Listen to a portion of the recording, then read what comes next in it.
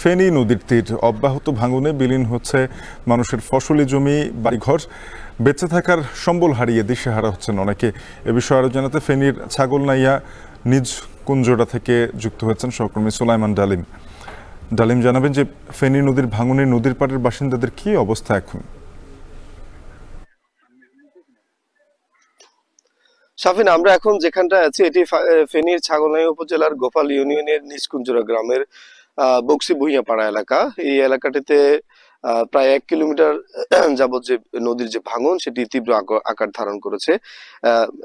স্থানীয়দের ফসলি জমি থেকে শুরু করে ঘর বাড়ি সবকিছুই কিন্তু একদম বিলীন হওয়ার দশা। আপনারা যেটি দেখছেন যে তারা তাদের নিজের সম্বলটুকু হারানোর যে শঙ্কা, সেই শঙ্কায় কিন্তু তারা নদী পাড়ে দাঁড়িয়েছেন এবং তাদের যেই সংগ্রাম সেটি কিন্তু 1-2 দিন নয়, দীর্ঘকাল ধরে তাদের এই সংগ্রাম চলে আসছে। তারা আমাদেরকে যেমনটি জানিয়েছেন যে গত যে সরকার, সেই সরকারের আমলের যে অনিয়ন্ত্রিত এবং অবৈধভাবে যে বালু উত্তোলন, সেই বালু উত্তোলনের ফলে কিন্তু তাদের যে ঘর বসতি এবং ফসলি জমি সেটি কিন্তু নদীর গর্ভে বিলীন হচ্ছে। অর্থাৎ ফেনী অংশের যেসব ধানি জমি ছিল, ফসলি জমি ছিল এবং ঘরবাড়ি ছিল সেটি কিন্তু ভেঙে চট্টগ্রাম মিরসরাইয়ের যে অঞ্চল, সেই অঞ্চলে কিন্তু জেগে উঠছে। যার ফলশ্রুতিতে এই অঞ্চলের মানুষ একদিকে যে সহায় সম্বল হারাচ্ছে, অপরদিকে চট্টগ্রাম অঞ্চলে চর জেগে উঠছে।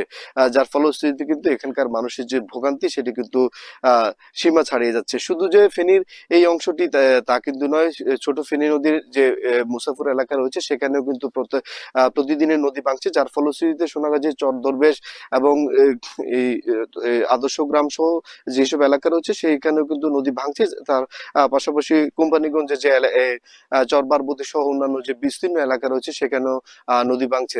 স্থানীয়দের যেই ভাষ্য, তারা বলছেন যে বন্যার পরবর্তী সময়ে মুসাফর ক্লোজার যে ভেঙে একদম নদীতে বিলীন হয়ে যায়, যার ফলশ্রুতিতে কিন্তু সাগরের যে লোনা পানি সেটি কিন্তু ঢুকছে। যার ফলশ্রুতিতে ফেনীর সোনাগাজী থেকে শুরু করে ছাগলনাইয়া এবং বিস্তীর্ণ অংশ কিন্তু ভাঙছে। যার ফলশ্রুতিতে মানুষের ফসলি জমিতে কিন্তু লোনা পানি ঢুকছে এবং ধানি এবং ফসলি জমি এছাড়াও কিন্তু মানুষের যে ঘর বসতি রয়েছে সেগুলো নিয়ে মানুষ শঙ্কায় রয়েছে।